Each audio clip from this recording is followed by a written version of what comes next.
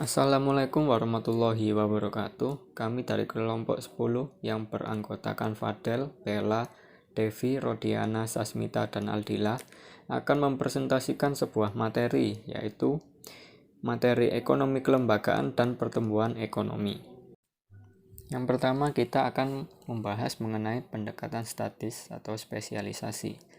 Salah satu model pertumbuhan ekonomi yang paling populer dalam pendekatan statis ini adalah fungsi produksi seperti yang dikenalkan oleh Harold Domar dan Solo. Model ini merupakan pertumbuhan ekonomi utamanya difokuskan kepada faktor produksi, yaitu stok modal dan tenaga kerja. Dalam pendekatan statis, teori tersebut menganggap teknologi sebagai given dan tidak mengalami perubahan. Pada level makro, pertumbuhan ekonomi ditentukan oleh 3 variabel, yaitu saving, investment, dan population. Filsafat pertumbuhan ekonomi berbasis faktor produksi menjadi kisah sukses pembangunan ekonomi di negara kapitalis. Negara kapitalis pencipta proses produksi lewat investasi, sedangkan negara berkembang memiliki jurang yang lebar antara kelangkaan tabungan dan investasi yang berjalan lambat. Untuk mengatasi persoalan tersebut, terdapat 2 cara yang dilakukan oleh negara berkembang, yaitu menggunakan investor asing atau penanaman modal asing, baik langsung maupun portofolio, kemudian meminta bantuan atau utang luar negeri.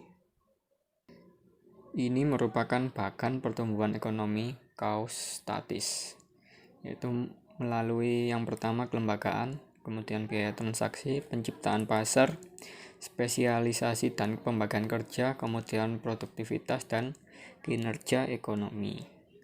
Tugas terpenting yang harus dikerjakan agar muncul spesialisasi adalah menciptakan kelembagaan yang efisien seperti yang ada pada gambar di atas. Indikator efisiensi kelembagaan bisa dilihat dari tinggi atau rendahnya biaya transaksi. Semakin rendahnya biaya transaksi yang muncul dari kegiatan berarti menunjukkan kelembagaan yang efisien. Tugas terpenting yang harus dikerjakan adalah menciptakan kelembagaan yang efisien dengan meminimalisir biaya transaksi, yaitu yang pertama membuat regulasi yang menjamin kepastian dalam proses transaksi, dan yang kedua penegakan apabila terjadi masalah dalam proses transaksi. Pembahasan yang kedua yaitu kita membahas mengenai pendekatan dinamis atau perubahan teknologi. Saat ini, proses produksi barang dan jasa dipengaruhi oleh inovasi dan perkembangan teknologi. Dalam hal ini, teknologi menjadi faktor penting dalam fungsi produksi. Teknologi dimasukkan ke dalam fungsi penting produksi bersama dengan modal, tenaga kerja, dan tanah. Pertumbuhan ekonomi dengan memasukkan teknologi sebagai salah satu faktor penting menjadi penyebab lahirnya teori pertumbuhan baru. Dalam teori pertumbuhan baru, model pertumbuhan dinamis mendesain pertumbuhan ekonomi yang bisa menangkap peran ilmu pengetahuan untuk mempercepat inovasi dan perubahan teknologi. Diasumsikan perekonomian berjalan secara efisien, maka akan ada 2 jalur untuk meningkatkan pertumbuhan ekonomi. Yang pertama, menambah jumlah sumber daya di dalam proses produksi. Jika di dalam proses produksi jumlah input mengalami peningkatan, maka jumlah output pun akan meningkat. Tipe pertumbuhan ini disebut dengan tipe pertumbuhan ekstensif. Yang kedua yaitu peningkatan produktivitas sumber daya akan berdampak pada pertumbuhan ekonomi. Peningkatan produktivitas sumber daya tersebut merupakan hasil dari perbaikan teknologi. Tipe pertumbuhan ini adalah tipe pertumbuhan intensif. Dengan adanya peningkatan teknologi, efisiensi perekonomian akan meningkat. Perbaikan teknologi akan menyebabkan proses produksi dan konsumsi akan meningkat pula. Sehingga masyarakat akan memproduksi dan mengkonsumsi lebih banyak dari sebelumnya. Bagaimana caranya? Teknologi ini bisa meningkat dari waktu ke waktu. Yang pertama, negara harus mempercepat dan memperkuat kreativitas manusia. Negara bisa memberi kebebasan kepada masyarakat atau perusahaan untuk bereksperimen dengan ide-ide baru yang mereka miliki, sehingga mereka bisa menemukan teknologi-teknologi baru. Mengupayakan pasar modal berfungsi dengan baik. ketika melakukan penelitian, masyarakat enggan menanggung risiko yang akan mereka hadapi. Risiko tersebut dapat berupa biaya yang mahal. Ketika masyarakat mengalami kesulitan dalam pendanaannya untuk mengembangkan ide mereka, di sini lembaga keuangan berperan penting. Pemerintah dapat membantu dengan menciptakan kelembagaan yang memungkinkan pasar modal berjalan dengan baik. Misalnya melalui deposit insurance dan legislasi pengungkapan informasi. Yang ketiga, menciptakan lingkungan yang kompetitif, sehingga para pelaku ekonomi akan berlomba-lomba mengembangkan teknologi untuk memperbaiki produk mereka. Dapat dilihat, ini merupakan hierarki dan struktur kepemilikan korporasi. Terdapat 3 pendekatan yang berbeda dalam organisasi ekonomi, yaitu teori hak kepemilikan, teori agensi atau desain mekanisme, dan biaya transaksi. Bahkan di atas menjelaskan klasifikasi dari teori organisasi ekonomi yang secara garis besar dibagi menjadi 2, yaitu kontraktual dan non-kontraktual. Aliran kontraktual dibagi menjadi 4 klasifikasi lebih kecil, yaitu 3 sudah dijelaskan di atas ditambah pendekatan pilihan publik. Sampai sini pendekatan klasik ditolak karena 3 asumsinya yang salah, yaitu yang pertama, batas-batas perusahaan dianggap given.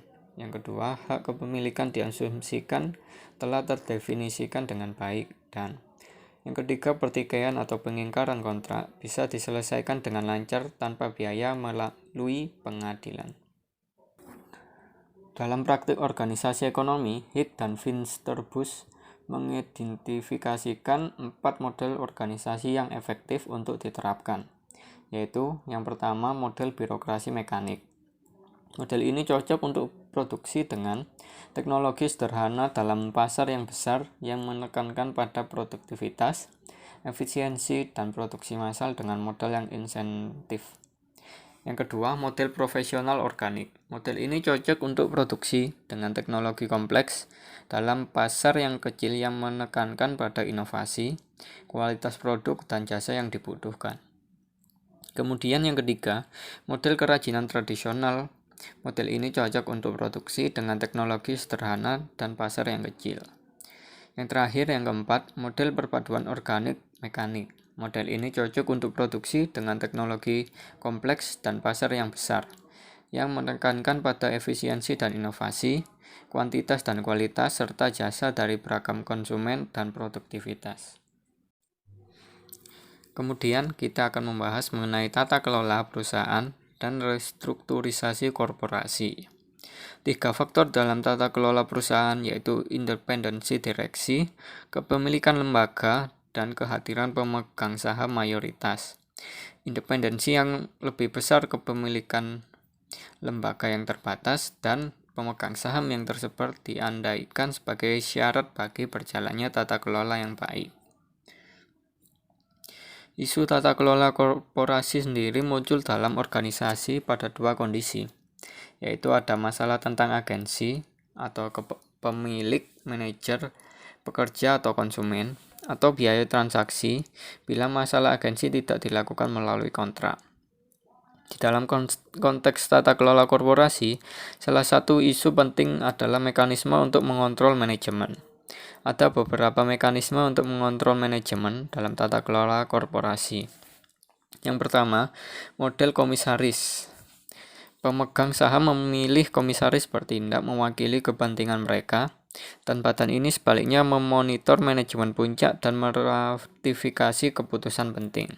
Kemudian model perjuangan perwakilan. Jika kinerja anggota komisaris cukup buruk, maka pemegang saham dapat menggantinya.